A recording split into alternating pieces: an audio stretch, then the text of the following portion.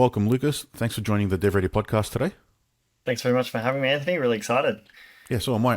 I'll let you introduce yourself and explain to the audience sort of a bit of background about yourself and what you do.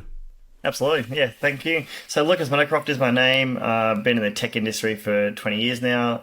IT support essentially was my original foundation from the tech industry, and pivoted along that journey. So 10 years ago, we started CROFTI, really heavily focused on innovation consulting, helping businesses to not just like from an IT support perspective, very much a reactive, fix the problem now scenario, where innovation is all about thinking about the future.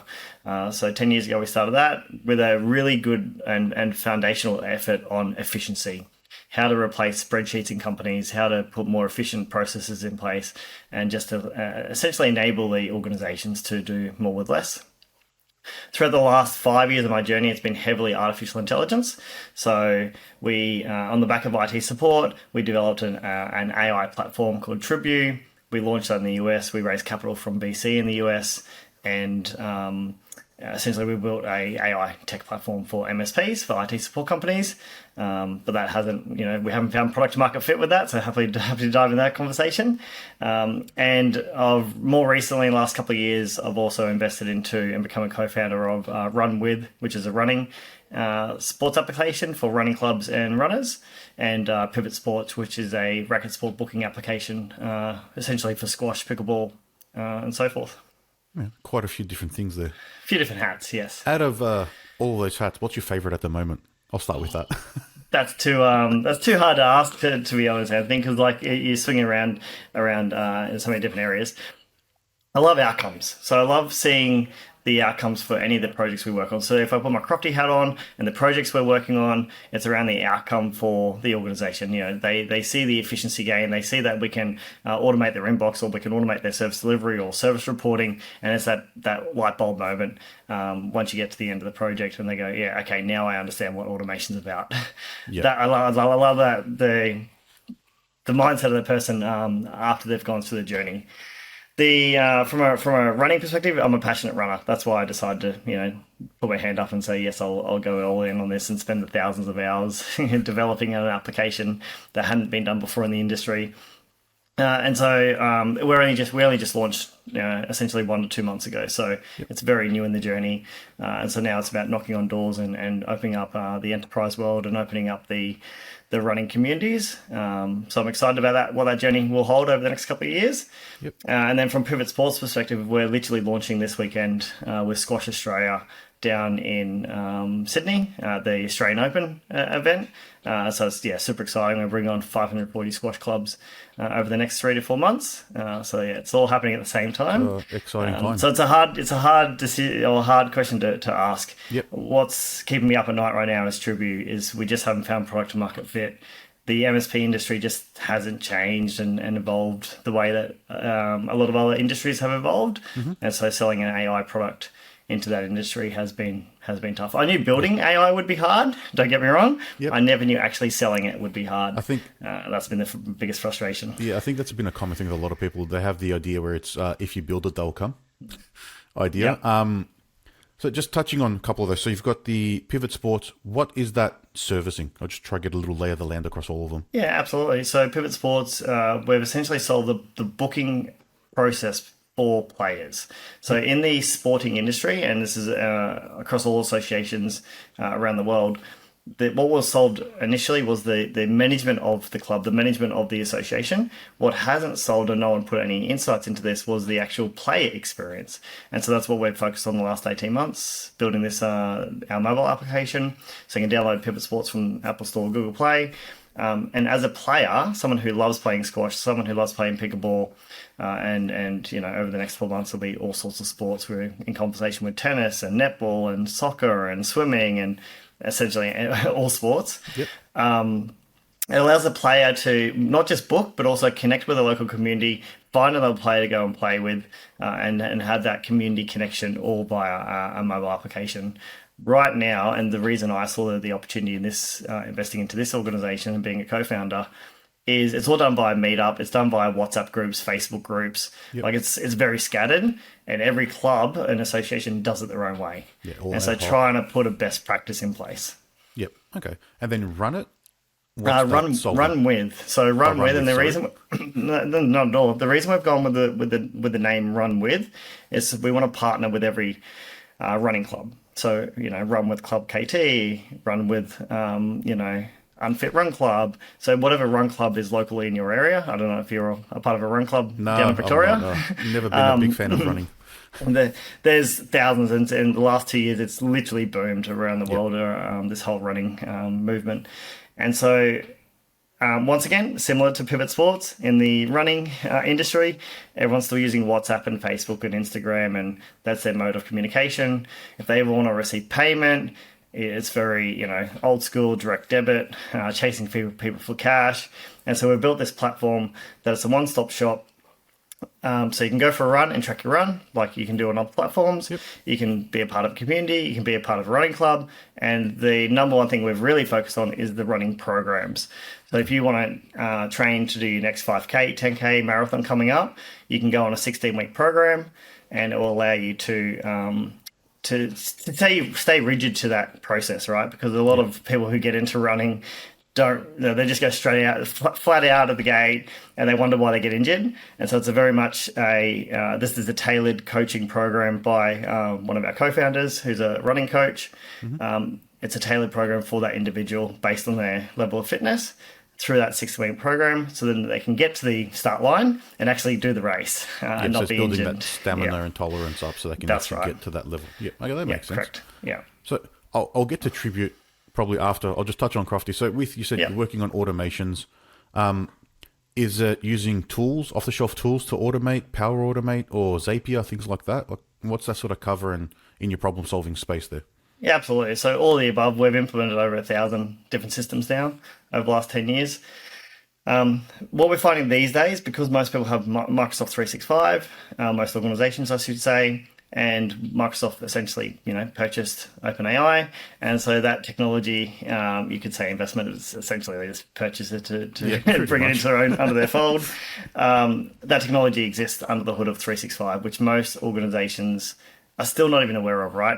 So we're doing a lot of education in that space to get companies aware of this, and then using, like Power Automate, the Power Platform, to understand what the data already exists in their company, work out the best process to put in place, and then use AI to do predictive analytics, to automate the service reporting, automate inbox management, essentially any process that exists in a company today, from sales, marketing, operations, service delivery, through to finance.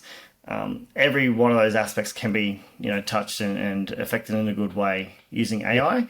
And so that's where our main focus is.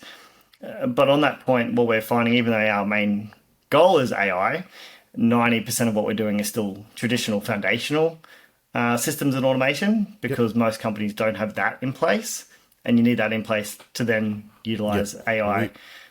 We've seen the same thing. So we offer a service where we call AI ready. So we get your business AI ready to use tools. A lot of the businesses we've spoken to don't have the foundational tools in place to then figure out how to automate it with AI. A lot of Excel or just manual processes still, let alone having a system in place that can be standardized.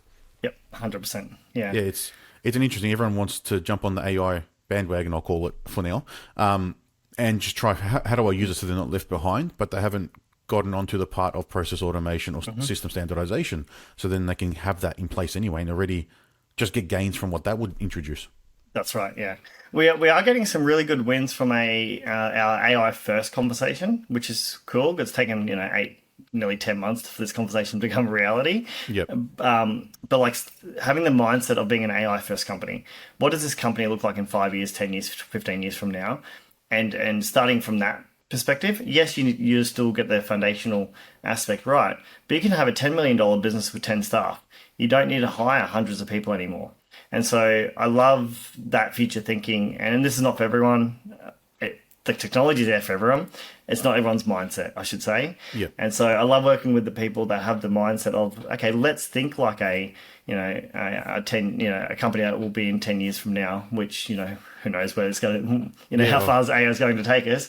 But I love that what we have access to now, we can do so much but people just aren't aware of it. They don't know how to use it. So that's where we come in to go, okay, this is what we can do. We can remove all those processes. We can automate all your tasks. We'll give you 5 hours a day back. And then with that 5 hours, like I said to a business owner yesterday, you got to make the most of it. I'm literally going to give you 5 hours a day back in 3 months from now.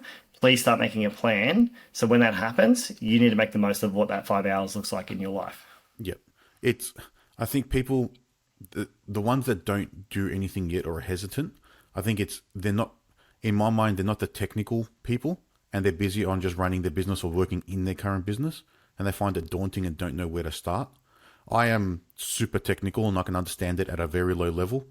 But even I struggle to keep up with how much changes and things that are happening. And I can imagine you're probably in a very similar boat. Yeah, so essentially, how do you keep up with the demand? So the great thing is that we have been in AI for 5 years now. We were on this journey before the ability of, say, OpenAI, ChatGPT even came into play. And so we've already dove into all the, let's call it the infrastructure, the back-end operations of what is possible with AI.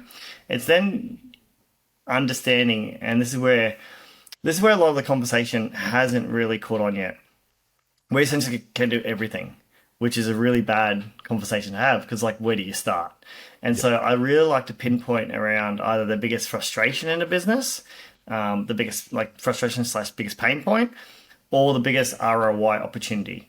You know, if we were to remove these processes from your organization, what would that allow the company to do? Or what would that allow the owner or the C-level suite to be able to do? You know, does that mean they can then go and expand, go into other states, go into other countries? What does that free up your mind? When we sold our IT support company a few years ago, I never knew that this was going to be one of the biggest, I guess, opportunities off the back of selling that business, was the space it freed up in my mind of not being that reactive 24/7 type of in the support space. Yep.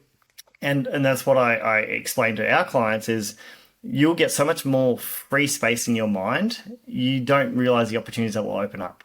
And so you need to be ready for that. Yeah. So it allows you to think. There's like less baggage. Yeah, less 100%. Reactive worry. Yeah. My experience with how we've integrated AI and what we've been building with it and the tools that we've developed in-house to make our day-to-day operations faster. The best term I've come up with, and people seem to laugh at it, but it's I have less brain damage at the end of the day.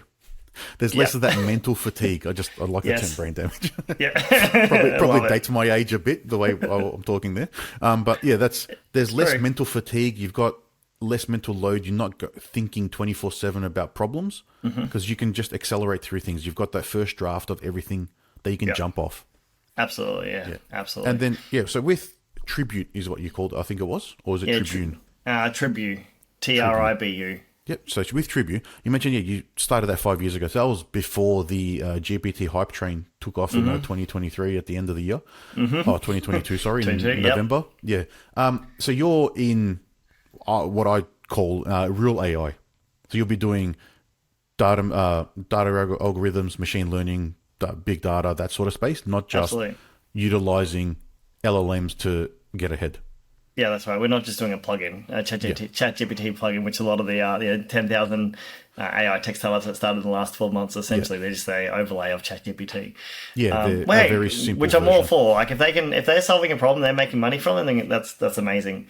Pros and cons, right, Anthony, is that yes, we went all in on AI. We got data scientists. We built our own models. Amazing. We were able to get 96.4% accuracy on solving the triage scenario inside an IT support. So it took us like 3 years of development. It wasn't an overnight scenario.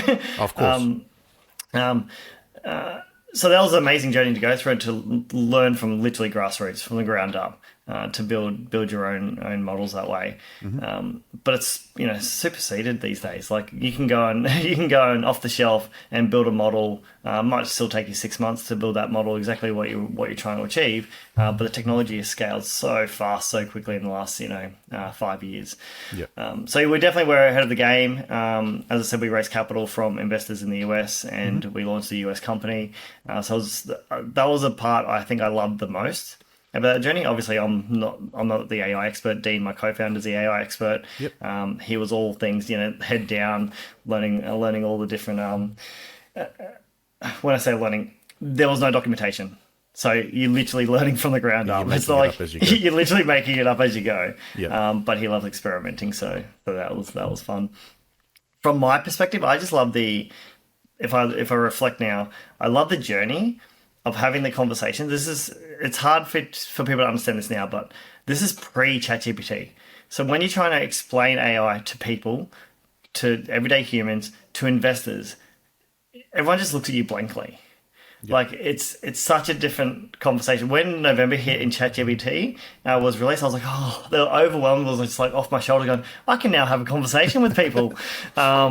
It probably skewed the conversations for you a little though, because now everyone's perception of what AI is very different.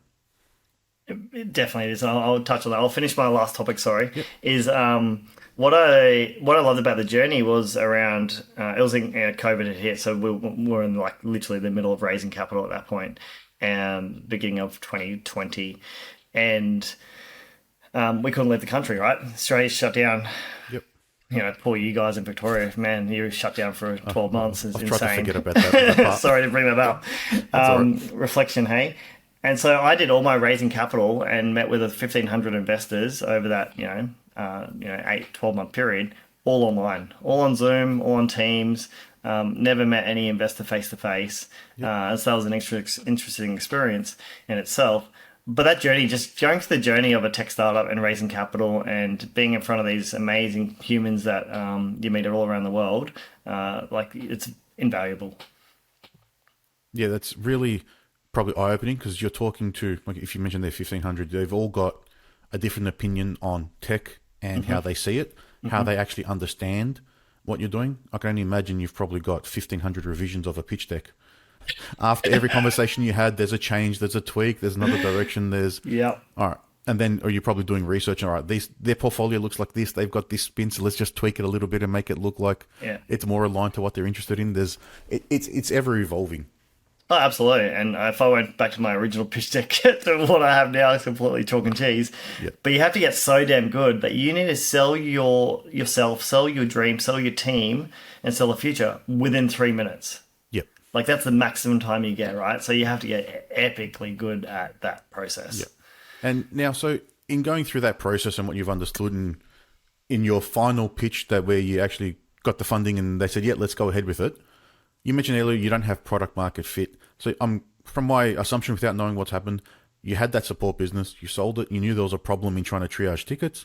You just built a model which would take in all your previous tickets and then say, all right, this was the resolution. Your model is not what people probably listening are assuming. It's not a language model. It'll be a data model where put in this kind of support request, and this is the path to try and figure out what the solution is. Here you go, Anthony. Why can't you be all our customers? And so we have customers using our platform. You know, we multiple countries around the world, not just Australia. And the customers that are using it absolutely love it. Like it went down at Christmas last year, so a few months ago, because the SSL certificate never auto renewed. Typical demo, dev gods. I hate those ones. So I was only down for 2 hours. 2 hours max. That's all I was down for, because I was on a cruise, so I didn't have any reception, but Dean was able to get onto it and solve it within a few hours once we realised. But we had emails coming in from customers in our support queue going, oh, what's happened with Trippy? Are you guys still going? Is it down? What's happening? And then the response that we got once we told them, obviously they laughed because they were in the tech game. But they just love it, right? They love our platform because we essentially are solving that triage point. So we have some MSPs that had 6 staff in that triage and then now have 0, because we've automated the entire triage process from when a ticket comes in all the way through to assigning it to the right tech. Where we haven't found product market fit, and I'll talk about the investors side, and this is the lessons learned. I'm not sure if this is what you want your audience to listen to or not. But anything's useful. In that process, or the hindsight about going through the investor journey, we were in the bubble of there was so much money slushing around the system throughout the COVID period that investors were telling us, get the capital, raise the capital, develop and do marketing, and spend it all within 12 months because we want you to come back and we want you to raise the next bit of capital. Yeah, because they had cheap money. Unlimited. Cheap money and unlimited funds. We did that, listening to them. We spent nearly $3 million on our platform and sales and marketing and all the rest of it Yep. over a few years. Money run out. The whole economical landscape completely changed. There was no funds to raise anymore, and so then we've been bootstrapping for about 18 months now. Whenever the bubble burst, Yep. and so, but this is lessons learned, right? If we run it like we run our other companies and what we've done over the years, we always bootstrap. You never have capital sitting there that you can just magically spend on sales and marketing or going to conferences or development. You always bootstrap, and so the hindsight would be, don't listen to the investors at that point in time. I can't say that. Saying it out loud is like, well, why would you not listen to investors? But you don't know what's going to be around the corner in 3 months, 6 months, 12 months from now. And it's probably changing what your burn rate would have been and making that runway as long as possible. Yeah, absolutely. I wouldn't have spent $400K in a 6-month period on marketing. I just wouldn't have done it. You just at that point, you hold on to the cash. That COVID period, I don't know how many stories I heard. It was people being able to raise millions off an idea on a napkin almost. It was that easy. Yeah.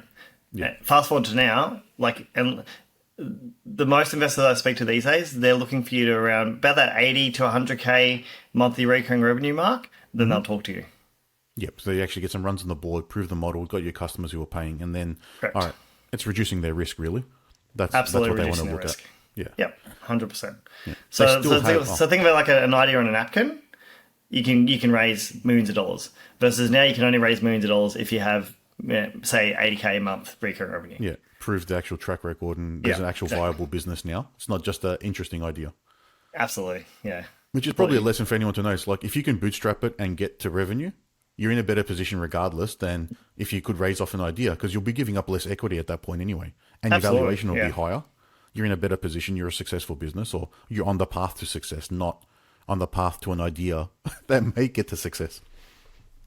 Yeah, if I was to reflect on I already am and what I'm focused on these days is get to a position that you don't need to raise capital. Yep. So if you can bootstrap to the point that you don't need the capital, then that's when you should raise. Yep. It just accelerates you then. Correct, That's right. how I'm sort of interpreting that. Yeah. Yeah, absolutely. So we've been involved with a couple of startups and I've seen a couple of that. So we were part of a fintech out of Singapore in 2021. So I saw them go through their journey. A couple other fintechs are going through a journey and at various stages now in raising funds or raising again for the second time, moving into a seed or Series A and trying to get there.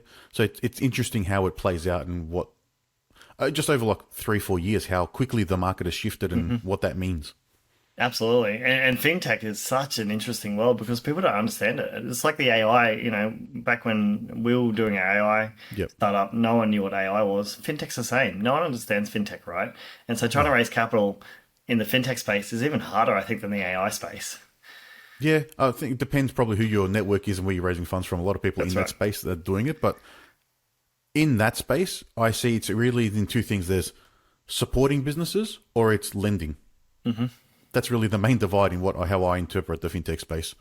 Agree. Yeah. So with not having, say, market fit based on sort of the approach you had, did you build the product, you've got certain customers that love it and use it? Is it more that the marketing wasn't right to then educate the other customers or they think they're set in their ways, they've got it under control? Yeah, we were just too early, to be honest.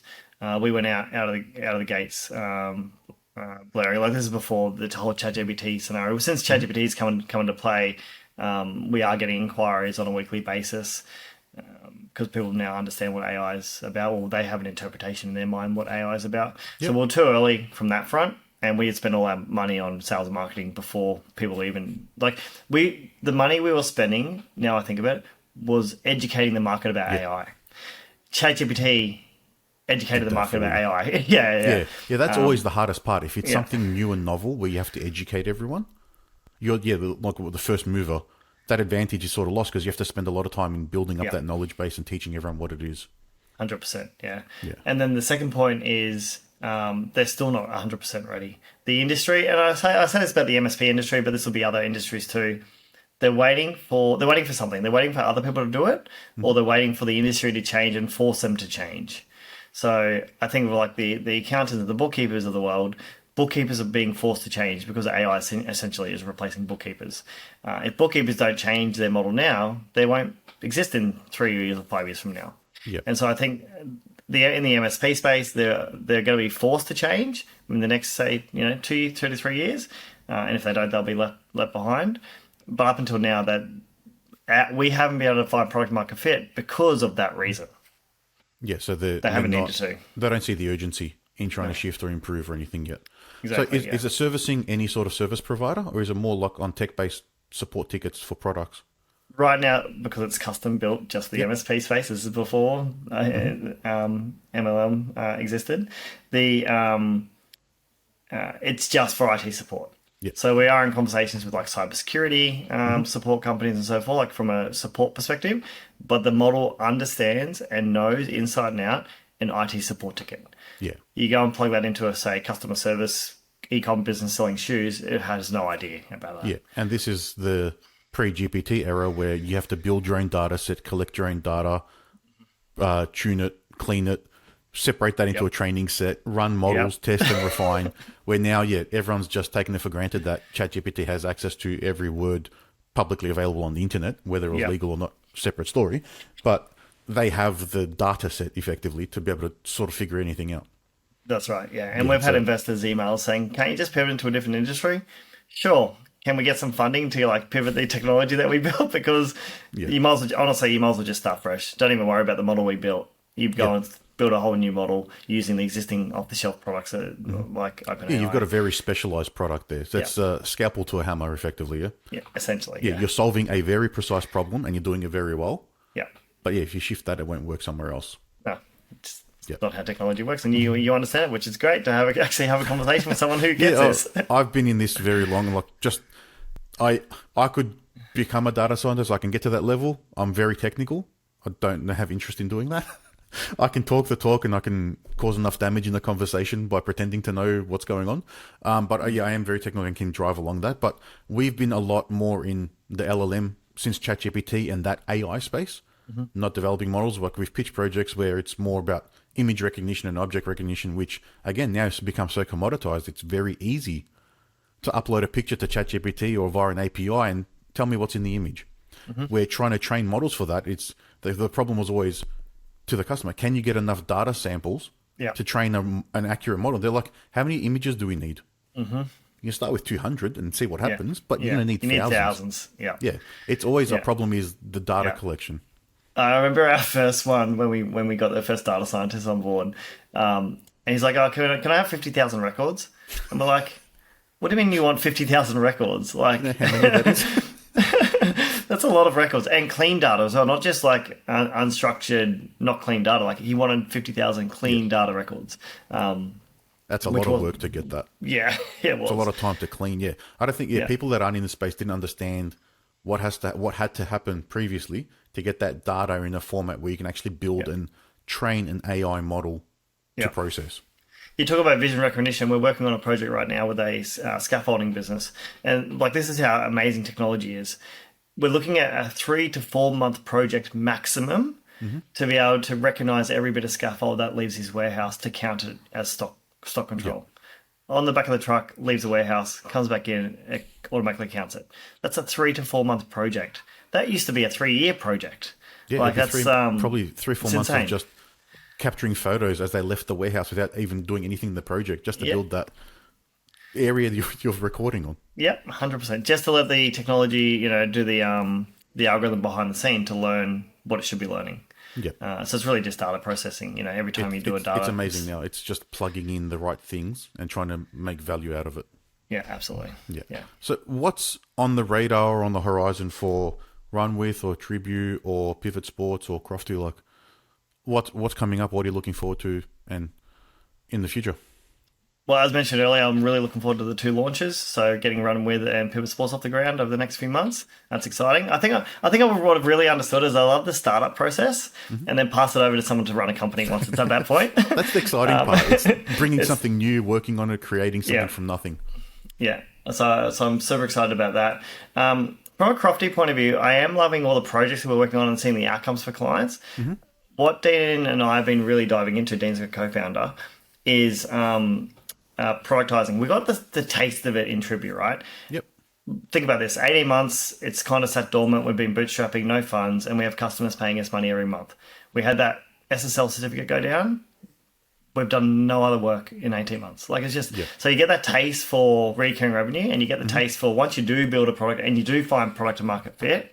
And so from a CROFTI point of view, we want to do more of that. We either want to build from scratch and test them and get products out to the market, or we want to invest into other companies' ideas and become like that, like an incubator.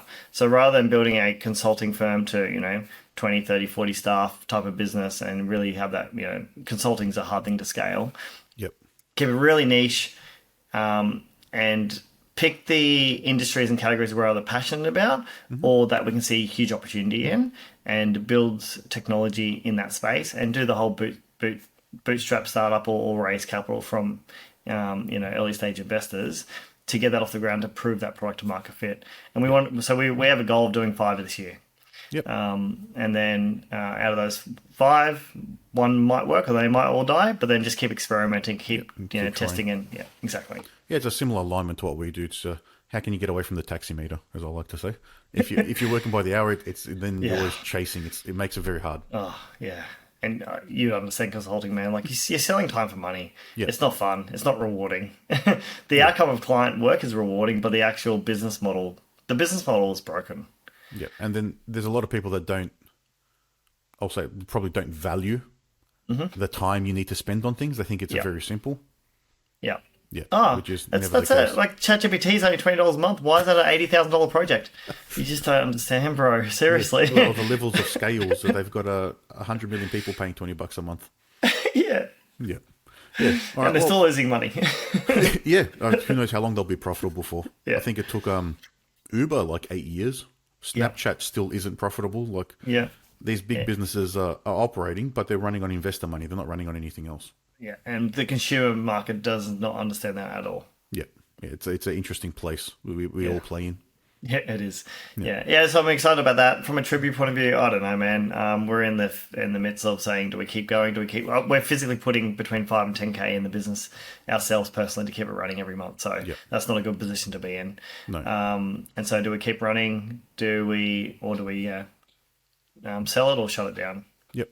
Well, it's a tough place to be in for that one. It's really can you either grow it or can you stem the blood flow almost. Yeah, exactly. Yeah. Welcome to the tech startup world, hey? Yeah, it's a overnight success for everyone after 10 years of hard effort. Yeah, that's right. Awesome. Well, all right. Thanks, Lucas. It's been great to have this chat, and hopefully some people listening in have taken some nuggets or some key advice there on just understanding it's not as easy as it may seem, or it's not as flash as it may seem, but when you do get it right, it is rewarding. Absolutely, yeah. And the only thing I can leave you with is the product to market fit. It's the only thing, especially in this market, it's the only thing you should be focused on. And what I mean by that, customers signing up to your platform or your service, whatever you're selling, without you being involved. The sales process is automated, the marketing process is automated. People physically signing up and paying you money while you sleep. Once you find product to market fit, then go all in. Raise the capital, scale it, absolutely just go all in. But until then, keep bootstrapping until you find that. Some wise words there. Awesome. Thanks, Lucas, and thank you for the chat. Thanks for having me, man. Really good. Nice. Cheers.